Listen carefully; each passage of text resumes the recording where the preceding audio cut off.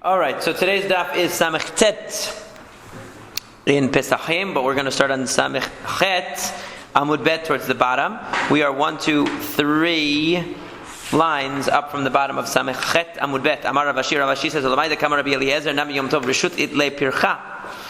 So even according to Rabbi Eliezer, we've been discussing this machloka between Rabbi Eliezer and Rabbi Akiva or Rabbi Yoshua. Rabbi Eliezer maintains that pretty much anything you need to do to fulfill the mitzvah of Korban Pesach, you can do. And this is in line with his general position throughout Shas, that when you have machshirei mitzvah, they override Shabbat. And he says this in many, many, many cases, as we learned in Masechet Shabbat and elsewhere. We've seen it referenced elsewhere. So in any case, Rabbi Eliezer maintains that anything that you need to do, including bringing the animal from outside the Techum, removing the warts, all these things can be done. According to Rabbi Akiva, Rabbi Yoshua, and the majority of the Chachamim, that's not true. Only the actual sacrifice of the Korban Pesach is permitted to be done on Shabbat, but everything that leads up to it is subject to the same rules of Shabbat as anything else. Now, yesterday we mentioned that one of the responses that Rabbi Yoshua gave to Rabbi Eliezer was from the case of Yom Tov. On Yom Tov, you're allowed to slaughter animals and you're allowed to cook, but you're not allowed to, for example, handle muktzeh items or bring things from outside the Techum. So you see that just because one activity is permitted doesn't mean another is permitted. Just because slaughtering the Korban Pesach is permitted doesn't mean that all the other activities that might be involved in the process are also permitted. And we said yesterday that Rabbi Yoshua makes this analogy because according to Rabbi Yoshua, eating good food on Yom Tov is a mitzvah, just like bringing the Korban Pesach is a mitzvah. And he says, just like you see there, that even though you're dealing with mitzvot, some activities are permitted and some are not. So you could say the same thing on Korban Pesach. And Rabbi Eliezer's response was, well, listen, I don't hold that you have to eat on Yom Tov because I maintain that you can either get your Simchat Yom Tov from eating and drinking, or alternatively from learning Torah all day and you don't need to eat or drink. Really? So it's a machloket in Masechet Betzah. In the essential machloket is over there, but they brought that up. So therefore, according to Rabbi Eliezer, he says it's not a mitzvah, so you can't compare cooking on Yom Tov, which is a separate thing. Maybe the reason why you're not allowed to carry muktzeh or to carry from outside the Tchum on Yom Tov is because it's not really a mitzvah. But here it's Korban Pesach, it's a real mitzvah. So the Gemara says, but even according to Rabbi Eliezer, Rav Ashi says, even according to Rabbi Eliezer, that Simchat Yom Tov is reshut. Okay, that you don't have to eat on Yom Tov. Still, itle pircha, we can still refute his position about Korban Pesach. Why? Because Ummah, as we're on the second to last line in Samech Chet Amud Bet, Ummah Yom Tov she'tir ba melacha shel reshut, lo itir shivut she'ima, Shabbat shelo itir ba ela melacha shel mitzvah, enu den shelo tatir shivut she'ima. He says that on Yom Tov, even if you're going to say that Yom Tov, eating and drinking on Yom Tov is not obligatory, it's not obligatory, right? Still, what do you see over there? That the Torah permitted the main melacha, it permitted slaughtering, it permitted cooking, and it didn't permit carrying things from outside the Techum. So here, with a mitzvah, where you're dealing with melechet mitzvah, you're dealing with Korban Pesach. Okay? And what we see is shelo itir ba ela melacha shel mitzvah. We see that the Torah only permitted melacha shel mitzvah. It only allowed you to do melacha shel mitzvah. Eno din shelo tatir shivut she'ima. In other words, in a case where the Torah is allowing you to do a voluntary activity like eating and drinking, and it's going so far as to allow you to cook in order to eat and drink, to slaughter in order to eat and drink, even though it's only a matter of reshut, it's a voluntary matter. And yet, even though this is a big chidush, this is a big novelty to allow you to do that, and yet it doesn't allow you to bring things from outside the Techum. So when it comes to Korban Pesach,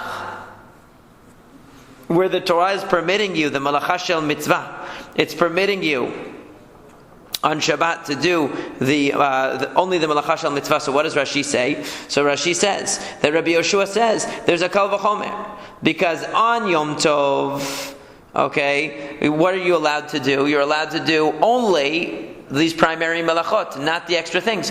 On Shabbat, what are you normally allowed to do with korbanot, the regular korbanot of Shabbat? Only the main mitzvah. Only the primary mitzvot. You're not allowed to bring, let's say, the Korban Tamid from outside the Techum on a regular Shabbat. We're saying a regular Shabbat, that's not Pesach. Okay?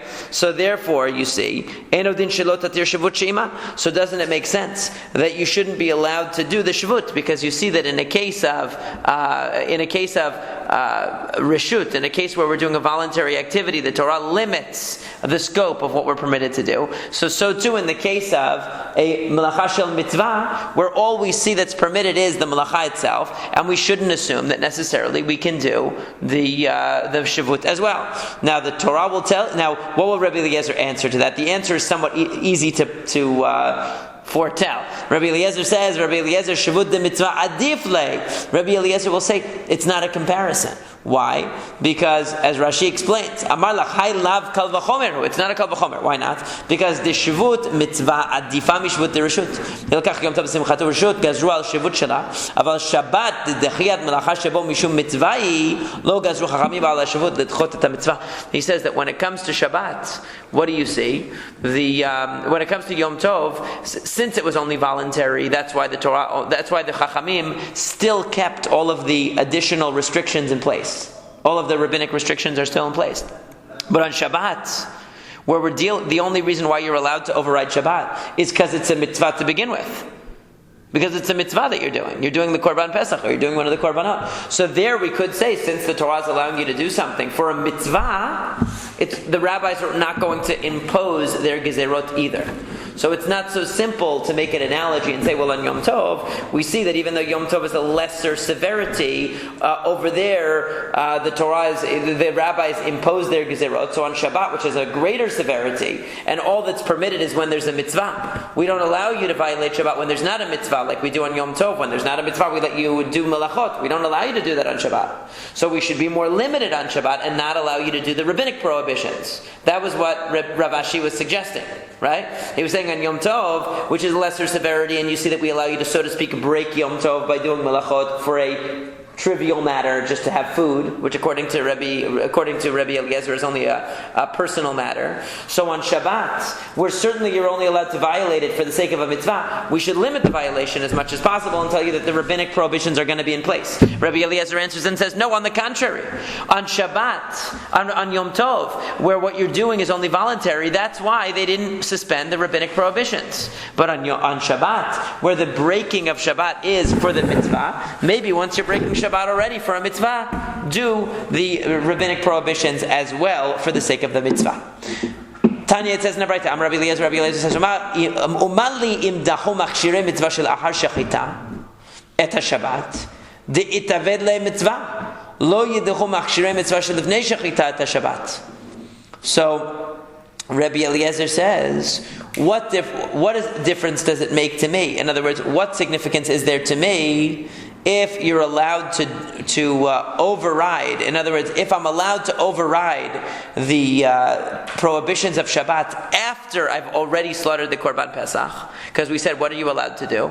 You're allowed to squeeze out the bowels, you're allowed to extract the waste, you're allowed to do a lot of extra things, you're allowed to burn parts of it on the altar on Shabbat. So if the things that come after the Hakrava, after the essential offering of the Korban Pesach, can still override Shabbat, so certainly lo yidchu machshir mitzvah shelifnei shechitat Shabbat, shouldn't we say that anything that it takes to lead up to the slaughtering of the Korban Pesach should also override Shabbat? In other words, if I'm allowed to, once I've slaughtered the Korban Pesach, do whatever I need to do, even in violation of Shabbat, so certainly before I've done the mitzvah, I should be able to do whatever I need to do the mitzvah.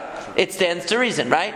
Because that right. You can prepare before, whereas after you can't prepare before. Possibly. Okay. Amal Rabbi Akiva demalim dachom machshirei mitzvah shel achar shechitat Shabbat shaharei dahata shechitat Shabbat. Tomar yidchu machshirei mitzvah shel lifnei shechita et Shabbat shelo dahata shechitat Shabbat. He says, wait a second, it's not comparable. Why? Because what do we know is definitely going to override Shabbat? The slaughtering of the Korban Pesach. That we know. That we know is Gzerat HaKatuv. We just don't know if you can do the things that come before that. But the slaughtering of the Korban Pesach, when the time is Shabbat, you're allowed to do. So Rabbi Akiva says, wait a second.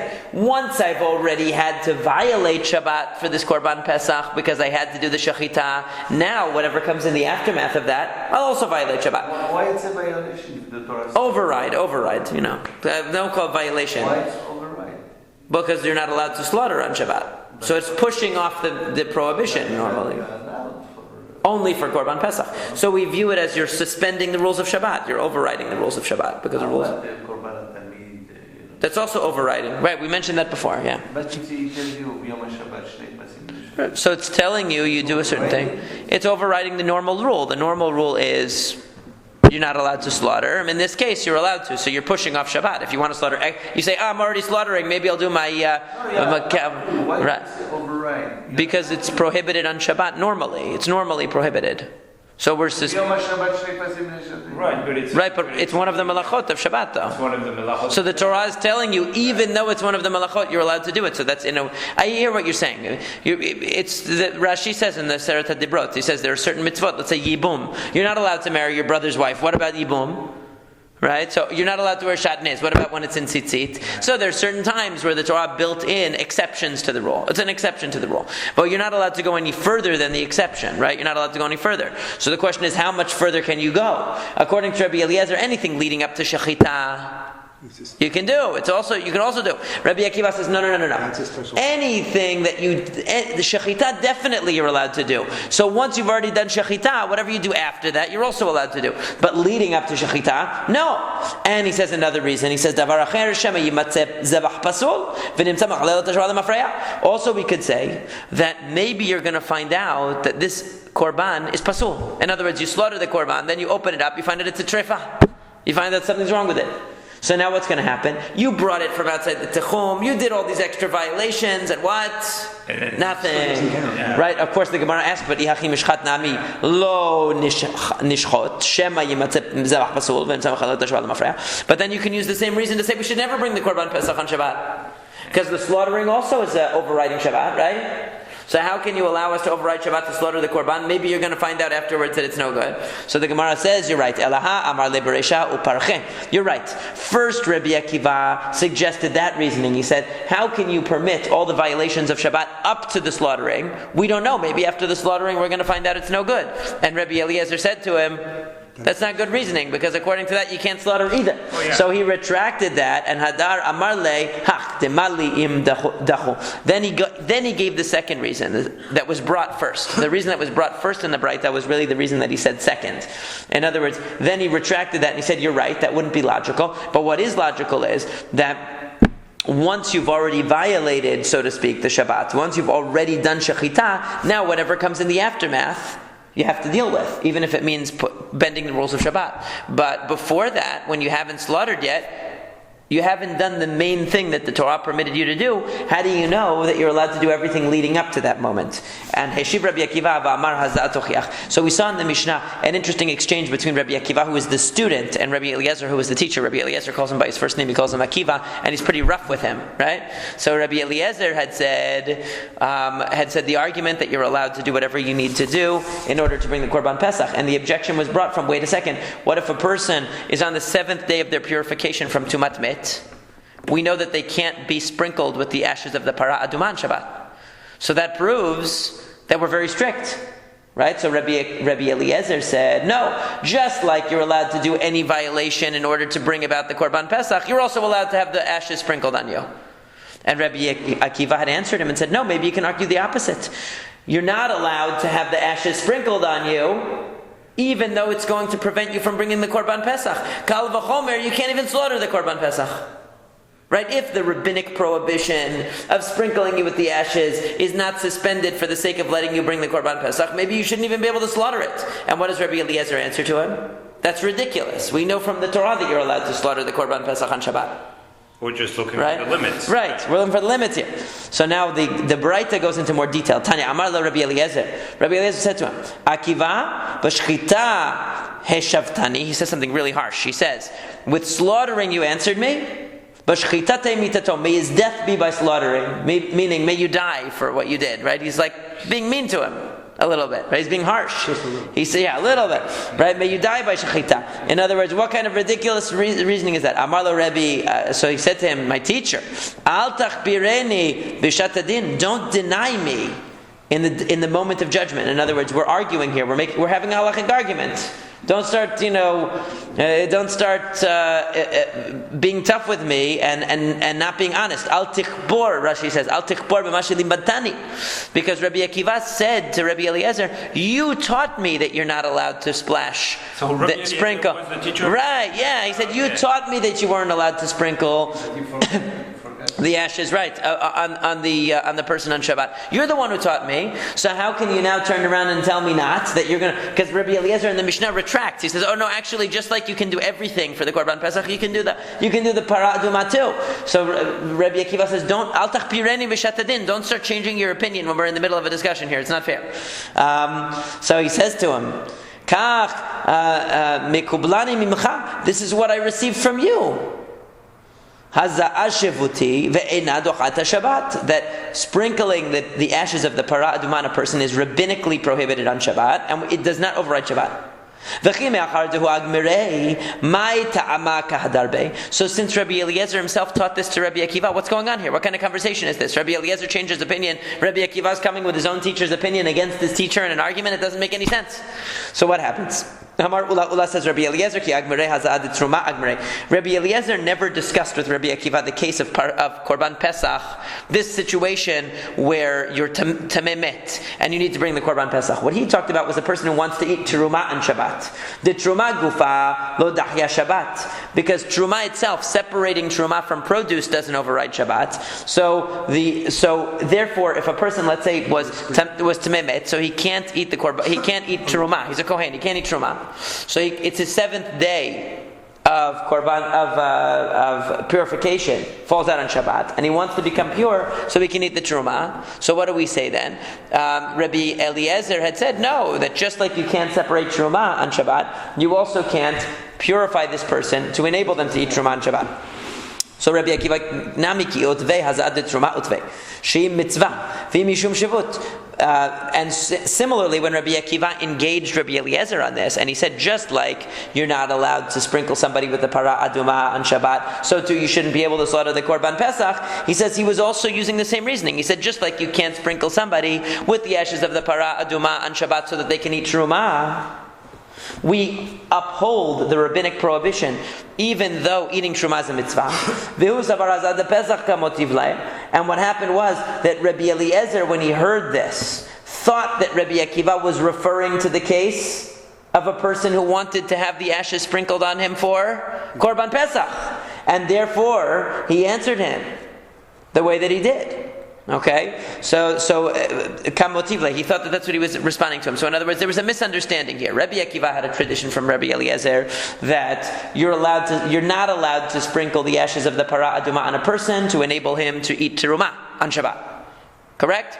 Now, Rabbi Akiva brought that as an example. He said, just like on Shabbat, we don't allow a person to have the haza'ah, we don't allow them to become purified with the para aduma ashes to enable them to eat teruma, so too we shouldn't allow a person in other words, so too, you shouldn't be allowed to do any old preparation that you want to do in order to bring the Korban Pesach on Shabbat.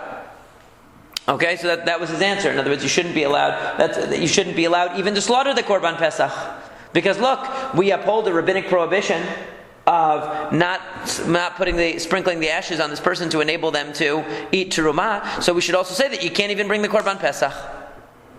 Right? Because you see that we don't override the rules, we don't bend the rules for anybody. If we don't bend the rules of Shabbat, even rabbinic ones, even for a mitzvah.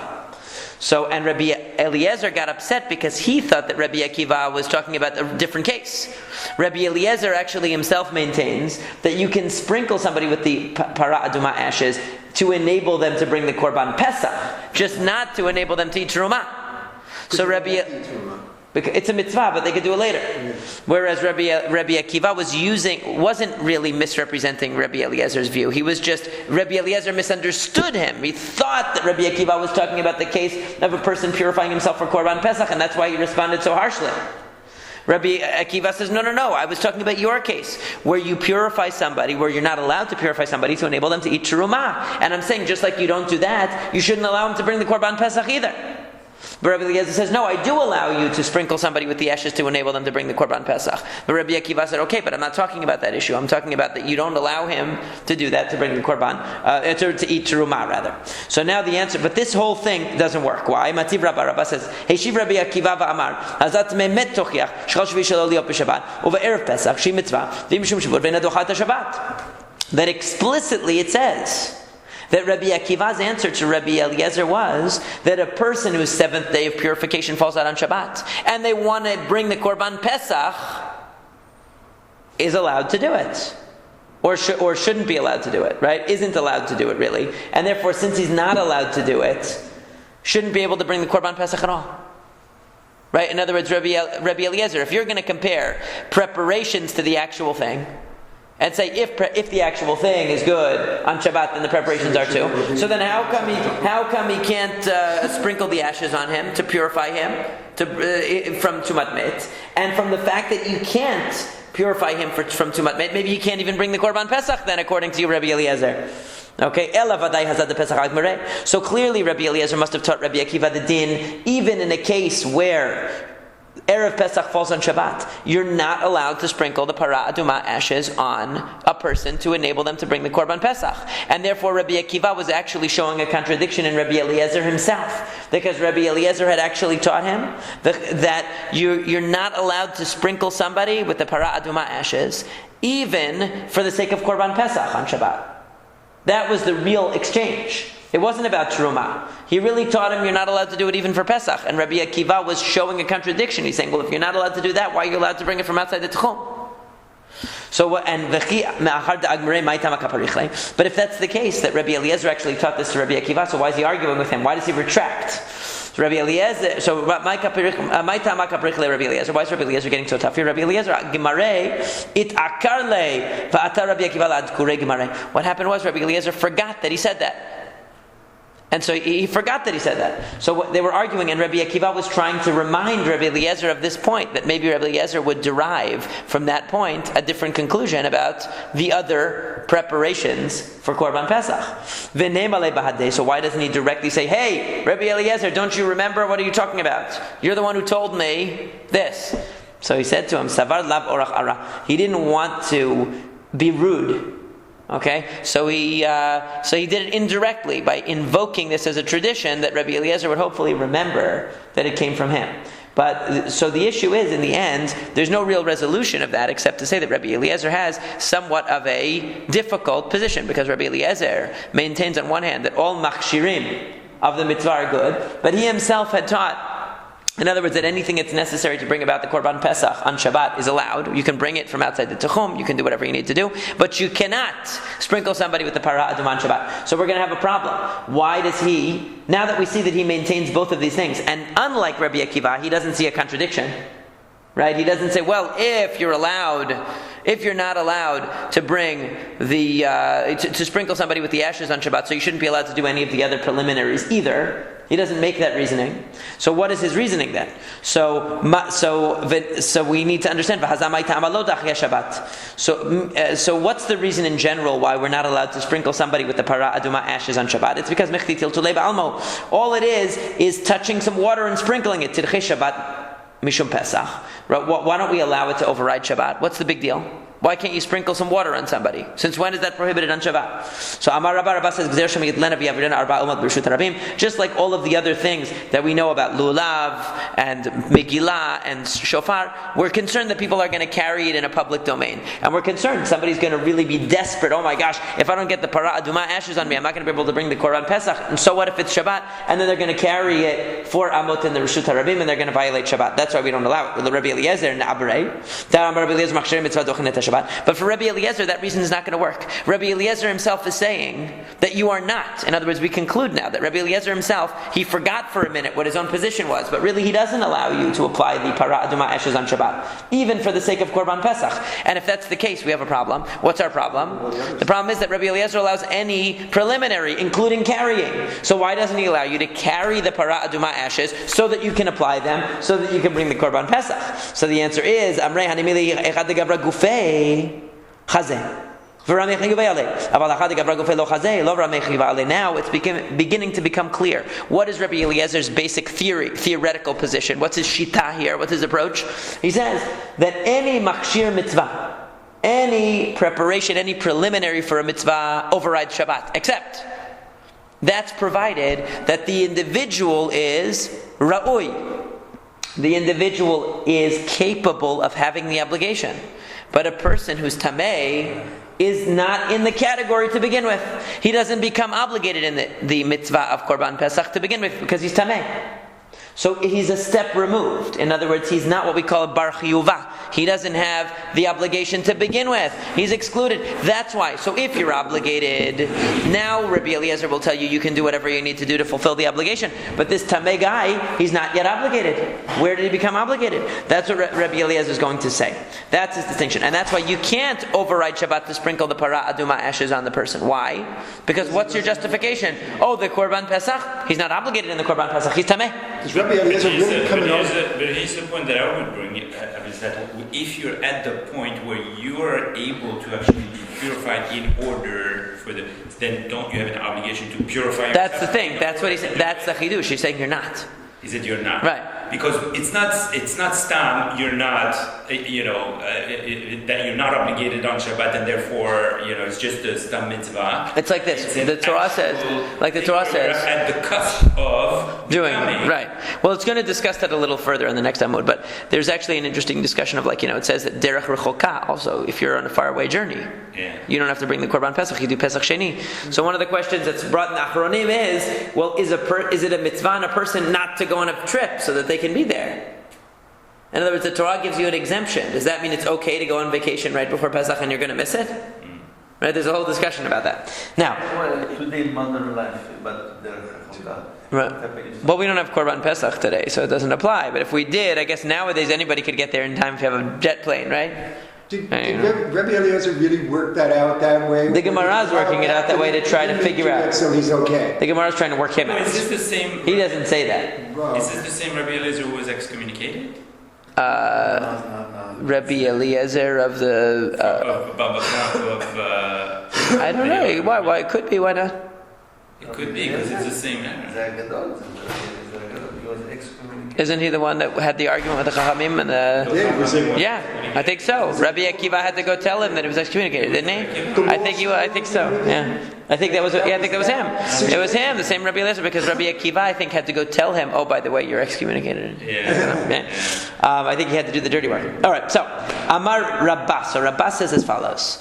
L'divrei Rabbi Eliezer. So let's take this reasoning here that if a person is not ra'ui, they are not subject to the obligation, so then they can't invoke the obligation as the reason for overriding Shabbat, obviously. So what do we do then in a case of milah? So he says, Katan bari mehamin lohamin lahavroto v'lamulo b'Shabbat.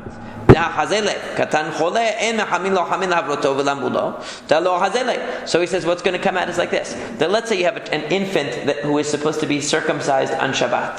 So what happens? The infant's supposed to be circumcised on Shabbat, so what do we say? Can we heat up water to make him able to be circumcised? Able to be circumcised. So what's the question? The question is, if the baby is healthy, so that means what? He has the obligation of Brit Milah, so we should be able to heat up the water for him because he has the obligation of Brit Milah, because he's healthy. But if the baby is sick, in which case he wouldn't be able to have his Brit Milah. Let's say he has jaundice or whatever. So then we wouldn't be able to heat up water to make him better to do the Brit Milah. Because what would the reasoning be? The reasoning would be, hey, this baby needs the hot water. Maybe if we heat up water for the baby and we give him a hot bath, then he'll be able to do Brit Milah. But no, since the baby is not right now subject to Brit Milah because he's sick right now, and we would normally push off the milah, we can't say, well, the obligation to circumcise this baby is going to give us the permission to heat the water, right? That's the way that Rabbah says. But the obligation is not on the baby. Well, it is on the baby. You're fulfilling the mitzvah for the baby. Oh, okay. We do the mitzvah for the baby, but he's obligated we all are obligated in the mitzvah of Brit Milah, just our parents took care of it for us. Okay. Right? So in a way, yes. In a sense, the obligation's on the baby. We fulfill the task for him, and I'm sure he's very thankful for that later. Plus, you would be the one violating Shabbat if you did any. Yeah, you're the one doing it. That's true. Yeah. So now Amar Rava says v'ibareha abarihu lama lehamin lahavroto. But Rava says that's sort of silly because if this baby is healthy, what does he need the hot water for? And if he's not healthy, he has no obligation to Brit Milah. Right, so therefore, so Rava says rather, Ela Amar Rava hakol cholinen etzel milah. We look at every baby as sick when it comes to Brit Milah. They're about to undergo a surgery. It doesn't matter what his pre-existing condition is. We don't heat water before the Brit Milah. So in other words, if a baby is not ready to have the Brit Milah, we don't violate Shabbat to make him healthy enough to have the Brit Milah. If he is, in other words, they're all equal with respect to that. So once the Brit Milah is done, we can do anything we need to do for the baby's health. But before that, we don't say, let's do medical procedure on Shabbat that violates Shabbat in order to make the baby healthy enough to have a Brit Milah. We don't say that. Okay, Abai raised an objection.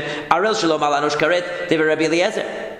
So we have a situation where a person is another thing that you're not allowed to, or another condition that can prevent you from bringing the Korban Pesach is being arel, uncircumcised. Okay, so what happens if the person is uncircumcised and the time for the Korban Pesach comes? So Rashi explains, he's talking about an adult now. Gadol shalom al erev Pesach. Right? So, anosh karet. He gets karet for not bringing the Korban Pesach. Bishvil shaya ra'oi letaken mivav sha'ot mizman deshchitat ha'Pesach ulemala. Velo nitkan. ולא דמה לתנא ושהיה בדרך כלל חולקה שאין יכולים לתקן באותן 6 שעות ומפני אחילו רם יחריב עליו. So he says it's not like a tamei person who doesn't have the ability, let's say, to fix his situation so easily. It's not an instantaneous fix. But this person could have fixed himself. He could have done the Brit Milah any day on the Erev Pesach. Okay? And he didn't do it. And so he says, since he didn't do the Korban Pesach, he gets karet for not doing the Korban Pesach because he could have made himself capable of doing it. So the question is, what's the difference between this and the case of Tum'ah? Alma Rameh Chayuva Ale. What does that show you? That shows, so because it says, Hachagav Ragufei Lo Chazeh V'katane Anush Karet. Alma Rameh Chayuva Ale. So what does it show you? From the fact that this person is held responsible for not bringing the Korban Pesach. In other words, what Rabbi Eliezer seems to be saying is if the person's tameh and it's Shabbat, okay, and he can't, in his current state, he's exempt from Korban Pesach because he's tameh. Okay, we don't say he's responsible for not bringing that Korban Pesach because he's not ra'oi, he's not capable, he's not obligated. But an uncircumcised person, you're telling me, even though right now he's not capable of bringing the Korban Pesach because he's uncircumcised, we say he has to fix himself. He has to do the Brit Milah right away. So why is there? So he points out here. What Abaye is pointing out here is that it doesn't seem that this is true. It seems like Rabbi Eliezer says even a person who right this moment could not bring the Korban Pesach still has an obligation, and perhaps still should be able to do whatever he needs to do to fix himself so that he can bring the Korban Pesach. And that should be equally applicable to the case of Brit Milah and to the case of purification. He should be obligated to purify himself or circumcise himself to enable him to bring the Korban. Because we see that even though the person who is an uncircumcised person isn't worthy, isn't capable of bringing the Korban Pesach at this moment, he still has the obligation. So what is the? So Amar Rabba says, Kasava Rabbi Eliezer, En shohatin v'zorakin al tmei sheretz. Rabbi Eliezer says, you can't do shechita and zrika. You can't slaughter and throw the blood of the korban for a person who's tamei sheretz. Meaning to say, anybody will become purified that day. It could also refer to somebody who was tamei met, and this was the last day of their purification. In other words, right now, if I were to, I am tamei, it's the 7th day of my tum'ah from tumat met, or I am a tamei sheretz. Right now I am tamei. Now I could purify myself later, and tonight be able to eat the Korban Pesach. Right? I could. Wait, but it's Shabbat. It's Shabbat. Let's say it's any day. Any day. But we're talking about the time that you are able to become purified. Is Shabbat already? Well, let's say it's even not. Let's say any day. Let's just, for simplicity's sake, say any day. Okay. So what happens?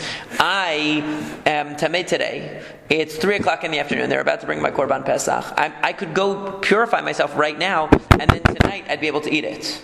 Because I'll be pure. I'm tivul yom. I have to wait till the end of the day. Right. But I can do tevilah. I can immerse myself. So according to this, Rabbi Eliezer says anybody, you cannot slaughter or throw the blood of the korban for someone who is right now tamei. Meaning, even though later he might become pure, and by tonight he'll be good, you can't do it. Slaughter, the person has to be pure. It has to be pure. So what happens? And anybody as a yachid who's pushed off, this is the top of Samach Tet Amud Bet, in the tzibur, they can do it bitum'ah. They don't need to do anything. In other words, as a yachid, as an individual, I'm tameh. So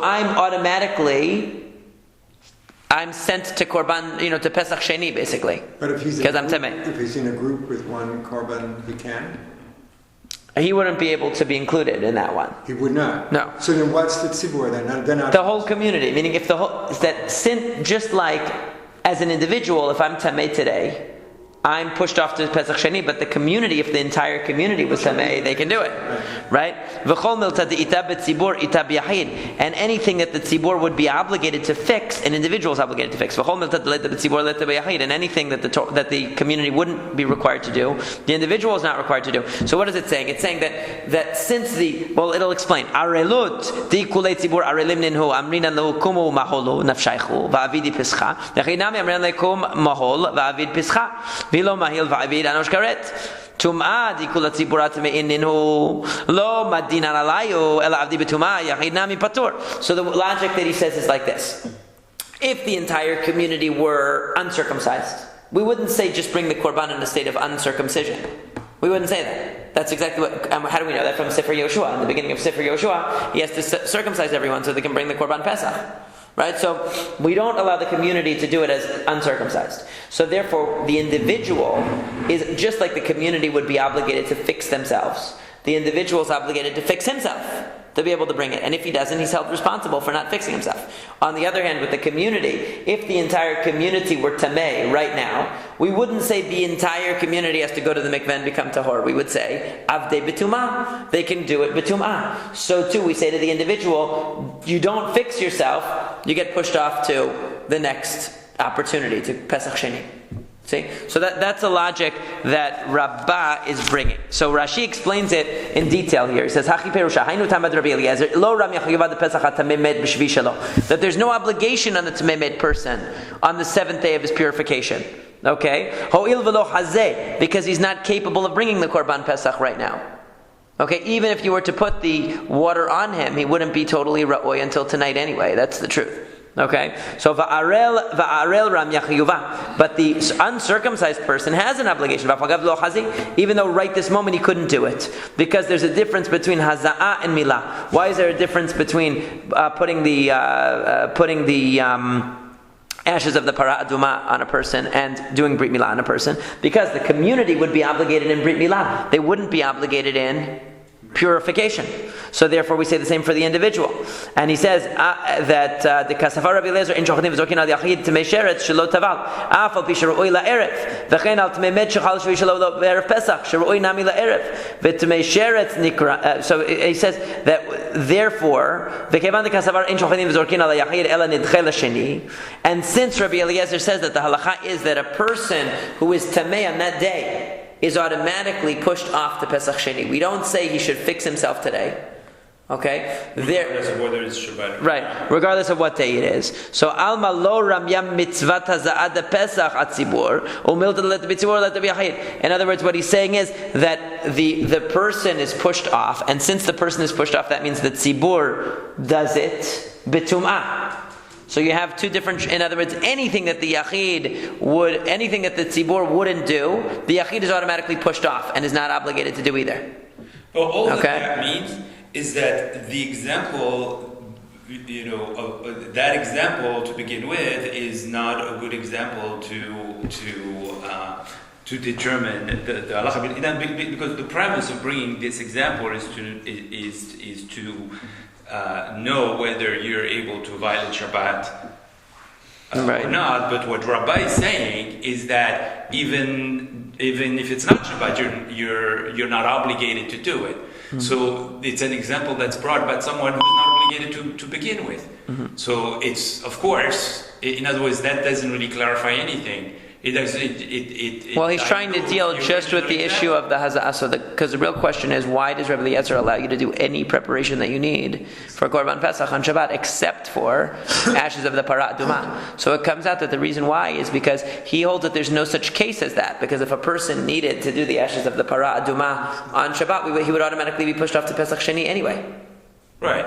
So there's no such case. So there's just no case. But that also means that there's no problem. Then there's no real problem, because there wouldn't be a situation where you would have to deal with that. Right. Right. So now the Gemara asks, Amar le Rav Huna, Bered Rav Yoshua le Rava. Rav Huna, the son of Rav Yoshua, asked Rava, Vare Pesach. Oh, this is actually Rava, not Rabbah this time. No, it said Rabbah. Okay, so Rav Huna is asking Rava a question. What about Pesach Sheni?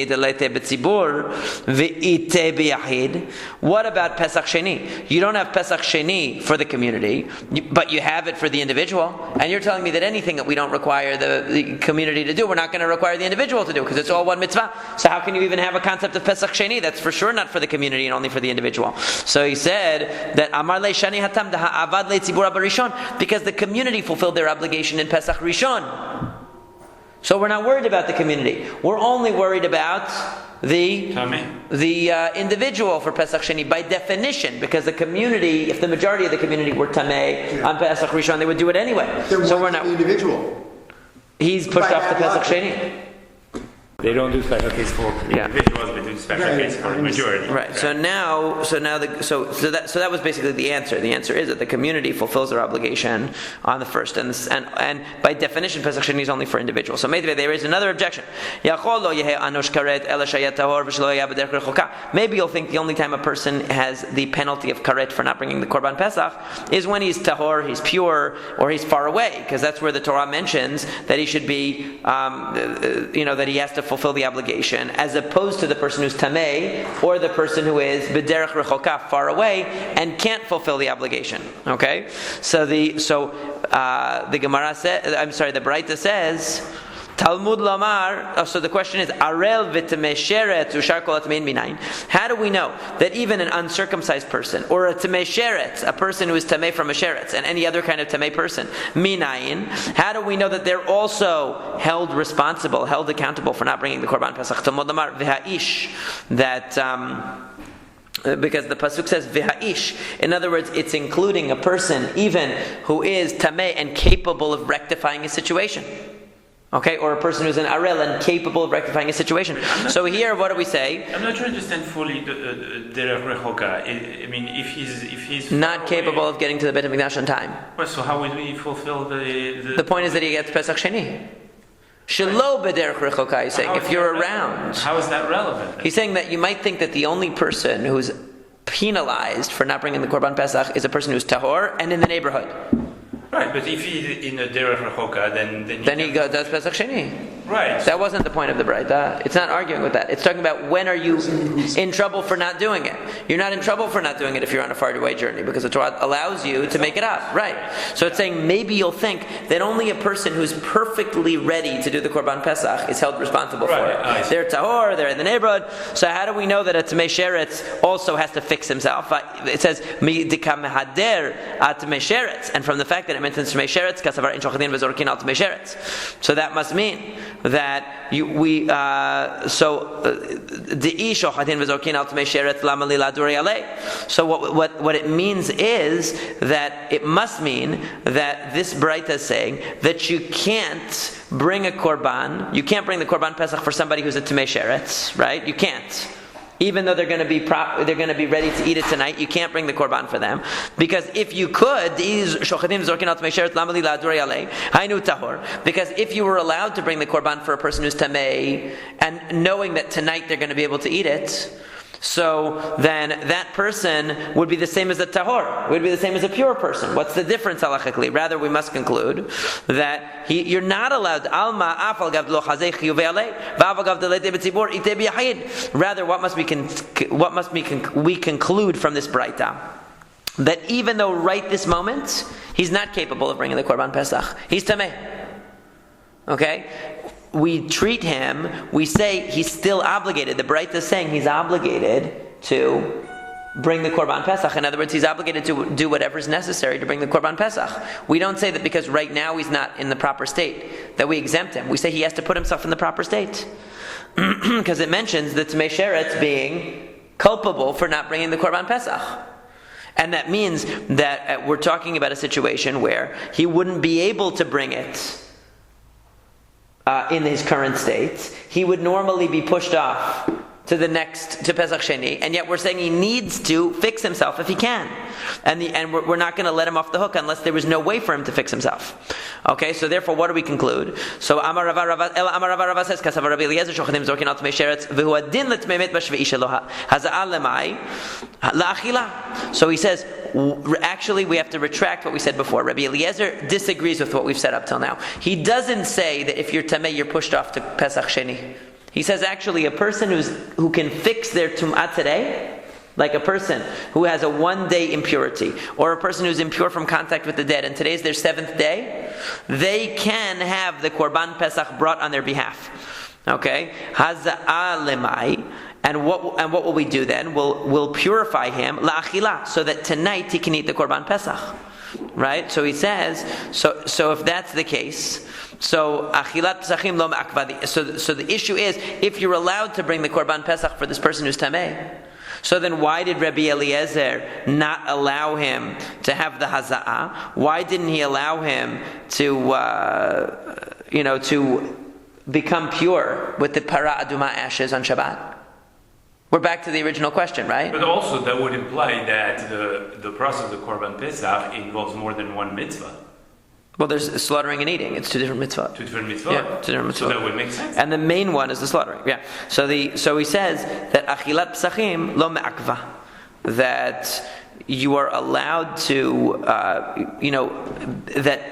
whether or not you ate the Korban Pesach is not indispensable to the mitzvah. The main thing is that you offered the Korban Pesach.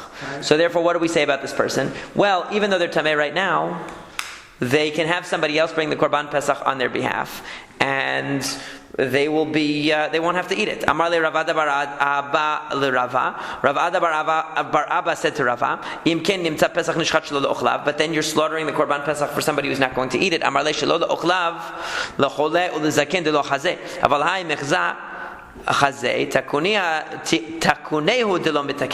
he says that's talk. When does it say that you can't slaughter the Korban Pesach for somebody who can't eat it? That means somebody who can't physically eat it.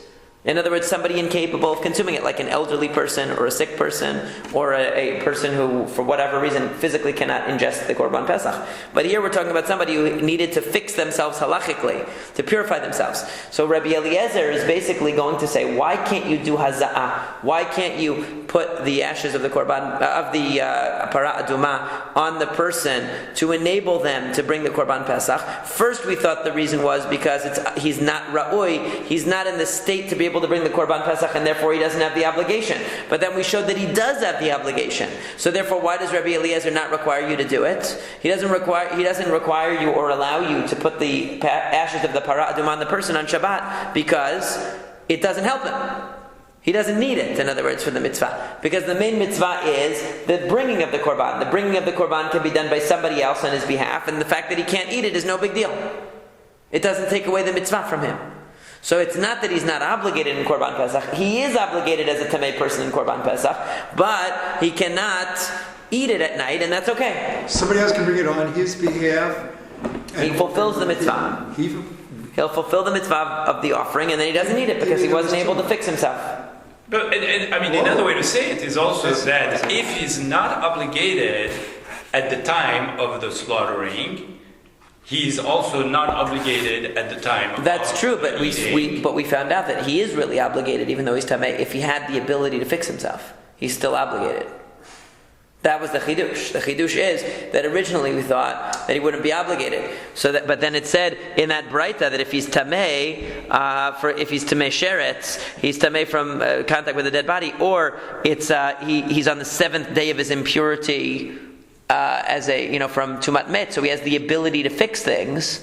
He is obligated, and therefore, what do we say? We say let him have someone else do it. He doesn't have to override Shabbat to have the ashes sprinkled on him. That's the basic conclusion. Klal Amar Rabbi Akiva. Then Rabbi Akiva said a general rule. The general rule was, as we saw in the end of the Mishnah, and it's a general rule for all cases of Brit Milah as well. We don't hold like Rabbi Eliezer's more liberal position, more radical position, but we rather say that according to Rabbi Akiva's position, that anything that you could have done before, it doesn't override Shabbat. Anything that you couldn't have done before will override Shabbat, as you mentioned earlier. So Amar Rav Yehuda, Amar Rav, Halachak Rabbi Akiva. The Halacha follows Rabbi Akiva. Utna nami gabi milah ki gavna. And we have a similar Mishnah regarding Brit Milah, not just Korban Pesach. Klal Amar Rabbi Akiva, Kol Melacha she'efshar lasot b'erev Shabbat, eno docha et Shabbat.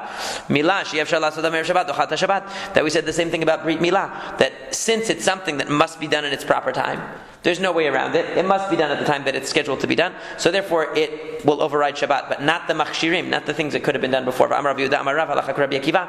And Rav Yehuda said that Rav said the halacha follows Rabbi Akiva both with regard to Korban Pesach and with regard to Milah Utricha, and we need both. Diashmeinan Gabi Pesach Hatam Mitzvah Lo Dachu Shabbat. It should say, according to the correction on the side, it should say de machshirei mitzvah lo dachu Shabbat mishum de lo nechrutu alei 13 britot aval milad de nechrutu alei 13 britot ema lidchi.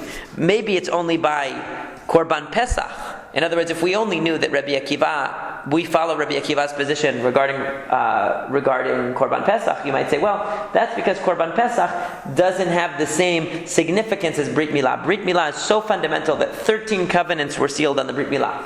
So therefore, maybe in Brit Milah we would follow Rabbi Eliezer, and we would allow a person to do the machshirim, the preliminaries of Brit Milah on Shabbat. So that's why we have to know that no, we follow Rabbi Akiva even with regard to Brit Milah. V'yesh ma'inan Milah, and if we knew that we follow the stringent position of Rabbi Akiva regarding Milah on Shabbat, hatamhu the machshirim mitzvah lo dachu Shabbat leka karet, aval Pesach dika karet ema lidchi tzricha. And on the other hand, we might say that when it comes to if we knew Rabbi Akiva's position regarding the case of Milah, we would say, well, you know why Rabbi Akiva is so stringent and doesn't allow you to do the machshirim, to do the preliminaries of Brit Milah on Shabbat? That's because there's no karet penalty. There's no being cut off from the Jewish people. Why? Because we'll do it tomorrow.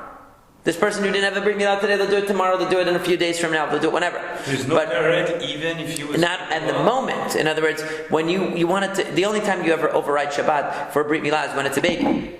The baby's not going to get karet now. So you do it tomorrow. So maybe that's why we follow Rabbi Akiva. But Korban Pesach, if you don't bring the Korban Pesach, there we're dealing with karet. You get karet. It's one of the only two positive mitzvot that you get karet for a mitzvot aseh, for neglecting a mitzvot aseh. You have a chance to do the Korban Pesach and you didn't do it. You might say there we're going to follow Rabbi Eliezer's position to expand the number of people who will be able to bring the Korban Pesach. So the answer is we need both cases to know that tzricha, that we follow Rabbi Akiva, that we neither in the case of Brit Milah nor in the case of Korban Pesach do we allow a person to do the machshirim, the preliminaries on Shabbat if they violate Shabbat. Only the act itself is permitted on Shabbat, and we do not follow the position of Rabbi Eliezer, and that is the halacha.